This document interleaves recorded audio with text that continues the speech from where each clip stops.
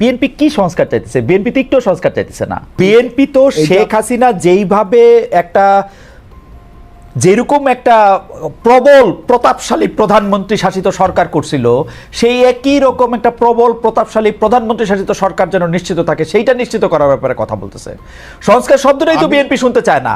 আমরা সংস্কারের কথা বলে বিএনপি নেতারা আমাদের গালাগালি করে। তো আপনারা কিন্তু সংস্কারের কথা আসলেই আপনাদের এক ধরনের গায়ে জ্বর আসতেছে, কিন্তু সেই জ্বরটা কোথায় আসতেছে আমি বলি, শুধু একটা দুটো জায়গায়। কিন্তু একটা জায়গায় হচ্ছে দুইবারের বেশি প্রধানমন্ত্রী থাকতে পারবে না। আপনারা দুইবারের বেশি প্রধানমন্ত্রী কেন চান বলেন তো? একটা লোকের দুইবারের বেশি প্রধানমন্ত্রী হওয়া দরকার কি? এইটা আপনারা সংস্কারের মধ্যে একটা শব্দের উপর দৃষ্টি দিতেছেন পর পর। কেন দুইবারের বেশি প্রধানমন্ত্রী হইতে হবে একটা লোকের? আমার মনে হয় যে আপনারা এটা কেন করতেছেন, এটা আপনারা একটু জাতির সামনে, জনগণের সামনে, আমাদের সামনে আরেকটু ভালো করে বুঝায় বললে, আমরা তো আর অবুঝ না। আমি একবারের জন্য বুঝতে পারতেছি না। আমরাই কিন্তু বললাম যে কনসিকিউটিভলি দুইবার তিনি থাকতে পারেন, এরপর থাকতে পারবেন না। সুতরাং এটার সাথে কোনো বিরোধ আমি দেখি না। তাহলে এটা বাদ দিলে কি হয়? পরপর দুইবার না থেকে পুরা দুইবার করলে কি হয়? না, আপনাদেরটা, আপনি যেটা বলছেন এটা আপনার ভিউজ। আমাদের আমরা প্রায় 50 বছরের মতো রাজনৈতিক অভিজ্ঞতা থেকে আমরা বলছি যে আর একজনের অধিকারকে আপনি খর্ব করতে পারেন না। এটা জনগণেরও চাওয়া।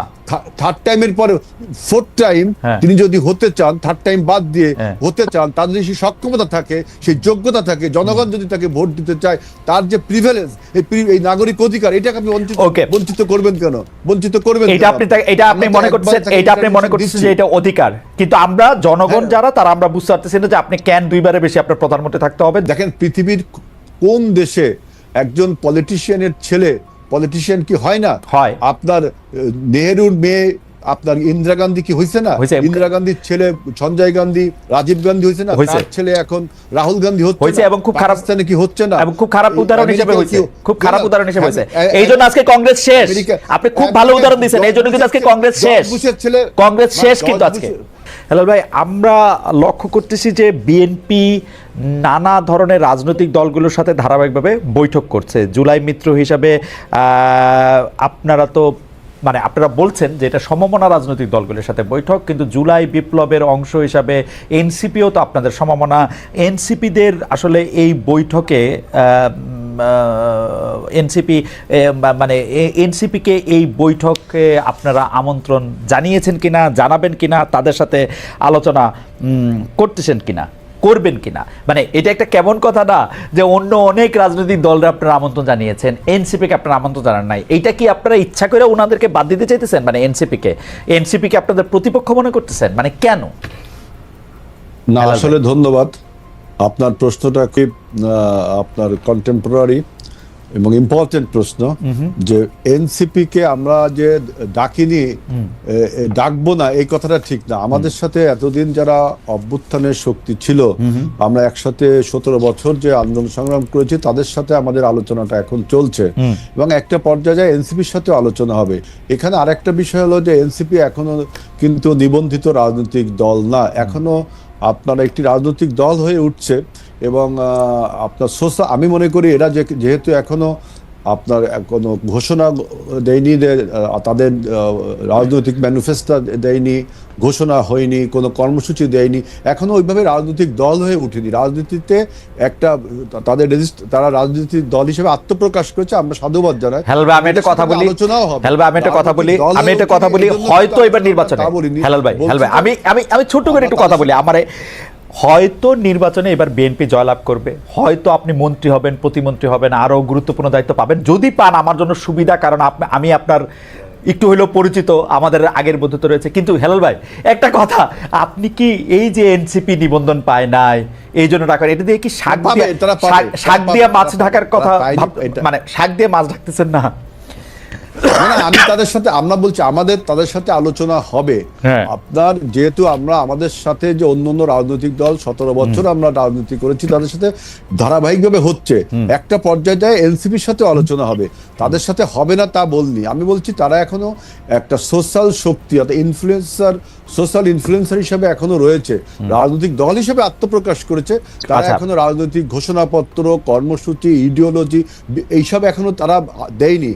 বিক্ষিপ্তভাবে অনেক কথা তারা বলছে, আমরা এটাকে সাধুবাদ জানাই। তাদের সাথেও একটা পর্যায়ে যে আলোচনা হবে, যেহেতু আমরা আলোচনা শুরু করেছি, তাদের সাথেও একটা আলোচনা হবে। এবং তাদের যে আমি বলছি যে বিক্ষিপ্ত বক্তব্য তারা দিচ্ছে, যেমন দেখেন একটা উদাহরণ যদি আমি দিই, সংস্কারের প্রশ্নে আমরা সবাই বলছি, আপনার এনসিপিও বলছে, সবাই বলছে, কিন্তু এনসিপি এর সাথে একটা কথা জুড়ে দিছে যে গণপরিষদ নির্বাচন। আপনি বলেন যদি গণপরিষদ হয় তাহলে আপনি সংস্কার নিয়ে আলোচনা করছেন কেন? গণপরিষদের উদ্দেশ্য হলো একটি সংবিধান রচনা করা, একটি সংবিধান রচনা করা। তাহলে সংবিধান যদি রচনা করতেই হয় তাহলে আপনি সংস্কারের কথা বলছেন। তাহলে আজকে রেহমান সোমান যেটা লিখছে প্রথম আলোতে যে ঘোড়ার আগে গাড়ি জুড়ে দেওয়া, আপনি যদি সংস্কারের আলাপ চালিয়ে যান আবার তার সাথে বলেন যে গণপরিষদ নির্বাচন দিতে হবে, তাহলে কেমন হলো? গণপরিষদে সাধারণত নির্বাচন হয় একটি স্বাধীন দেশ, কখনো একটা স্বাধীন দেশ হয় একটা নতুন সংবিধান গঠনের জন্য গণপরিষদ হয়। আর যদি সেই গণপরিষদ গঠিত হয় তাহলে তো গণপরিষদই ঠিক করবে যে কি কি বিষয় সংস্কার হবে। তাহলে আগে যে কথাগুলো এখন আমরা বলছি এগুলো অমূলক হয়ে যায় না? এই জন্য বলছি যে এনসিপি এখনো সেই রাজনৈতিক দল হয়ে ওঠেনি, বিক্ষিপ্তভাবে তারা বিভিন্ন আলোচনা করছে। আপনারা তো রাজনৈতিক, হেলাল ভাই আপনারা তো অনেক দিনের রাজনৈতিক দল, কিন্তু আপনি যে বললেন যে সংস্কার আমরা সবাই চাইতেছি, বিএনপি কি সংস্কার চাইতেছে? বিএনপি তো একটু সংস্কার চাইতেছে না। বিএনপি তো শেখ হাসিনা যেইভাবে একটা যেরকম একটা প্রবল প্রতাপশালী প্রধানমন্ত্রী শাসিত সরকার করছিল, সেই একই রকম একটা প্রবল প্রতাপশালী প্রধানমন্ত্রী শাসিত সরকার যেন নিশ্চিত থাকে, সেইটা নিশ্চিত করার ব্যাপারে কথা বলতেছে। সংস্কার শব্দটাই তো বিএনপি শুনতে চায় না। আমরা সংস্কারের কথা বলে বিএনপি নেতারা আমাদের গালাগালি করে। এটা আমি বলি, আমাকে একটু বলতে দেন। জি খালিদ ভাই আমাকে একটু বলতে বলেন। বিএনপি একমাত্র দল যে আপনার স্বৈরাচারের জামানায়, যখন কেউ কোনো স্বৈরাচারের জামানায় কথা বলতে পারতো না, সেই স্বৈরাচারের রক্তচক্ষুকে উপেক্ষা করে বিএনপি প্রথম আপনার নির্বাচন কমিশন সংস্কারের প্রস্তাব 2016 সালের মে মাসে দিল। জুন মাসে আমরা ভিশন 2030 দিলাম, এবং এরপরে আমরা 2020 সালে আমরা দিলাম 27 দফা, 2022 সালে আমরা দিলাম 31 দফা। এবং আমরাই প্রথম বললাম যে প্রধানমন্ত্রীর যে ক্ষমতা, এই যে একছত্র ক্ষমতা, আপনার 91 সালের যে পার্লামেন্ট নির্বাচন হয়েছিল সেখানে যে প্রেসিডেন্সিয়াল ফর্ম অফ গভর্নমেন্ট থেকে আমরা পার্লামেন্টের ফর্ম অফ গভর্নমেন্ট ছিলাম, এটা একটা বড় সংস্কার ছিল। সেই পার্লামেন্ট ফর্ম অফ গভর্নমেন্টে প্রধানমন্ত্রীর সমস্ত প্রেসিডেন্টের ক্ষমতা প্রধানমন্ত্রীর কাছে ন্যস্ত হয়েছিল। তারপর থেকে এটা নিয়ে রাজনীতিবিদরা আলোচনা করেনি। এখন আমরাই প্রথম বলছি যে প্রধানমন্ত্রীর ক্ষমতাকে চেক অ্যান্ড ব্যালেন্স করার জন্য। আপনারা বলছেন প্রধানমন্ত্রীর ক্ষমতা কমানো, এই শব্দটা কি, এই সেন্টেন্সটা কি ভালো না? প্রধানমন্ত্রীর ক্ষমতাকে চেক অ্যান্ড ব্যালেন্স করবার জন্য রাষ্ট্রপতিকে কি কি ক্ষমতা দেওয়া যায়, যেহেতু রাষ্ট্রপতি নির্বাচিত হয় একটা ইলেকটোরাল কলেজের মাধ্যমে, অর্থাৎ 300 পার্লামেন্ট আসনের মাধ্যমে, কিন্তু প্রধানমন্ত্রী নির্বাচিত হয় জনগণের ভোটে, যারা নির্বাচিত হয় পার্লামেন্টে, অর্থাৎ জনগণের ভোটে। অর্থাৎ প্রধানমন্ত্রীর ক্ষমতা প্রেসিডেন্টের ক্ষমতার থেকে একটু বেশি হবেই, কিন্তু প্রধানমন্ত্রীকে ব্যালেন্স করার জন্য আমরা বলছি যে রাষ্ট্রপতি কি কি ক্ষমতা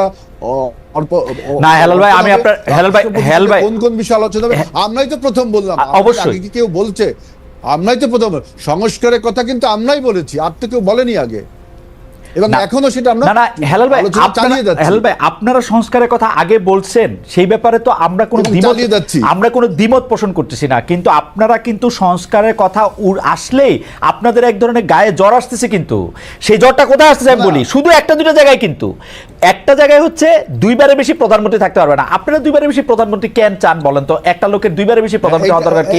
এইটা আপনারা সংস্কারের মধ্যে একটা শব্দের উপর দৃষ্টি দিতেছেন পর কেন দুইবারের বেশি প্রধানমন্ত্রী হইতে হবে একটা লোকের? হ্যাঁ, আমাদের বক্তব্যটা এরকম যে আমরা দেখেন প্রথমে বললাম যে প্রধানমন্ত্রী যিনি হবেন কনসিকিউটিভলি 2 টার্মস হওয়ার পরে 3 টার্ম যদি তিনি হয়, তখন সাইকোলজিক্যালি এবং ফিলোসফিক্যালি দেখবেন যে তার একটা ডিক্টেটরশিপ হওয়ার প্রবণতা থেকেই যায়, এবং স্বৈরাচার হওয়ার প্রবণতা, ফ্যাসিজম প্রবর্তন করার একটা প্রবণতা থেকে যায়। সাইকোলজিক্যালি আমরা এটা বলছি, এই যে দুইবারের বেশি ক্ষমতা হলে অ্যাবসুলেট পাওয়ার ক্রাফটস অ্যাবসুলেট, সেজন্য আমরা বলছি যে তাকে একবার বাদ দিয়ে তিনি 3 বার বা 4 বার হতে পারে। তবে প্র্যাকটিক্যালি দেখবেন যে একটা লোক যদি 2 বার প্রধানমন্ত্রী হয়, অর্থাৎ 10 বছর, এরপর যদি 1 বছর তিনি বাদ দেন তাহলে 15 বছর, এরপরে আর 1 বছর হলে 20 বছর। একটা লোক রাজনীতিতে 20 বছর সক্ষম থাকা কতটা তাহলে আপনার একটা ফাও জিনিস বলছি হ্যালো আপনার একটা ফাও জিনিস নিয়ে তর্ক করতেছেন না, এটা ফাও জিনিস নিয়ে তর্ক করতেছেন না।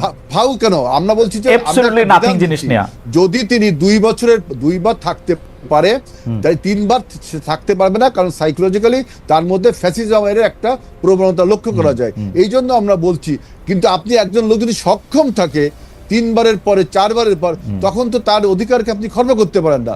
এই জন্য আমরা বলছি যে 2 বারের পরে তাকে 1 বার বা 2 বার তাকে আপনার রেস্ট নিতে আমার মনে হয় যে আপনারা এটা কেন করতেছেন, এটা আপনারা একটু জাতির সামনে, জনগণের সামনে, আমাদের সামনে আরেকটু ভালো করে বুঝায় বললে আমরা তো আর অবুঝ না। আমি একবারের জন্য বুঝতে পারতেছি না। আমরাই কিন্তু বললাম যে 2 কনসিকিউটিভলি 2 বার তিনি থাকতে পারেন, এরপর থাকতে পারবেন না। সুতরাং এটার সাথে কোনো বিরোধ আমি দেখি না। তাহলে এটা বাদ দিলে কি হয়? পর 2 বার না থেকে পর পুরো 2 বার করলে কি হয়? না, আপনাদেরটা আপনি যেটা বলছেন এটা আপনার ভিউজ। আমাদের আমরা প্রায় 50 বছরের মতো রাজনৈতিক অভিজ্ঞতা থেকে আমরা বলছি যে আরেকজনের অধিকারকে আপনি খর্ব করতে পারেন না। এটা জনগণেরও চাওয়া।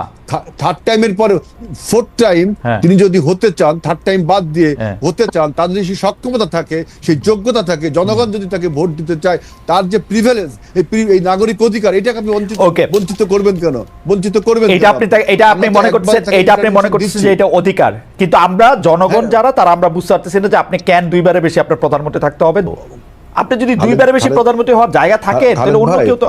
খালেদ ভাই, আপনি যে উত্তরাধিকারের কথাটা বলছেন, কেউ যদি যোগ্যতার ভিত্তিতে, আমার ছেলে যদি যোগ্যতার ভিত্তিতে রাজনীতি করতে পারে, আপনি ক্ষমতা রাজনীতি করতে পারে, আপনি বলবেন যে হেলাল রাজনীতি করতে, অতএব তার ছেলে রাজনীতি করতে পারে। এটা কি হয়? আপনি বলেন আপনি তার অধিকারে খর্ব করছেন না? অবশ্যই খর্ব করতেছি। সে যদি রাজনীতি করতে আসতো একজন কর্মী হিসাবে, হেলাল ভাই, সে যদি রাজনীতি করতে, আপনার ছেলে যদি জার্নালিস্ট হয়, কেউ কি বলবে খালেদ ভাই জার্নালিস্ট ছিল, তার ছেলে জার্নালিস্ট হতে পারবে না? না, সেটা না ভাই। বাংলাদেশের সিস্টেমটা যদি এরকম হইতো, হেলাল ভাইয়ের ছেলে রাজনীতি করতে আসতেছেন একজন কর্মী হিসাবে, কালক্রমে তিনি সবকটা ধাপ পার হয়ে তিনি এটা করতেছেন, কিন্তু বাংলাদেশের রাজনীতিতে এটা হয় না রে ভাই। আপনারও অনুরোধ করতেছি, আপনি একটু খেয়াল করে দেখেন, এটা হয় না। নেতার ছেলেদের আগমন বা মেয়েদের আগমন একটা ল্যাটারাল এন্ট্রি হয়। এইটা যতদিন পর্যন্ত, আমি একটু বলি খালেদ ভাই, আমরা একটু আদিবরে শুনবো না? আদিবরে শুনে আবার আসে। এই প্রশ্নটা উত্তর শেষ করি আমি। দেখেন, পৃথিবীর কোন দেশে একজন পলিটিশিয়ানের ছেলে পলিটিশিয়ান কি হয় না? হয়। আপনার নেহেরুর মেয়ে আপনার ইন্দিরা গান্ধী কি হয়েছে না? ইন্দিরা গান্ধীর ছেলে সঞ্জয় গান্ধী, রাজীব গান্ধী হয়েছে না? তার ছেলে এখন রাহুল গান্ধী হচ্ছে, এবং খুব খারাপ স্থানে কি হচ্ছে না? এবং খুব খারাপ উদাহরণ হিসেবে হয়েছে, খুব খারাপ উদাহরণ হিসেবে হয়েছে। এই জন্য আজকে কংগ্রেস শেষ। আপনি খুব ভালো উদাহরণ দিয়েছেন, এই জন্য কিন্তু আজকে কংগ্রেস শেষ। কংগ্রেস শেষ কিন্তু আজকে এই জন্য। কংগ্রেস শেষ এটা আপনার ধারণা, কংগ্রেস শেষ আপনার ধারণা। জর্জ বুশের ছেলে কি আপনার হচ্ছে না? আমেরিকার সবগুলি স্তর পার হয়ে আসবে ভাই। আপনার আরো বিভিন্ন দেশে আপনার নেতার ছেলেরা নেতা হতে পারে যোগ্যতার ভিত্তিতে।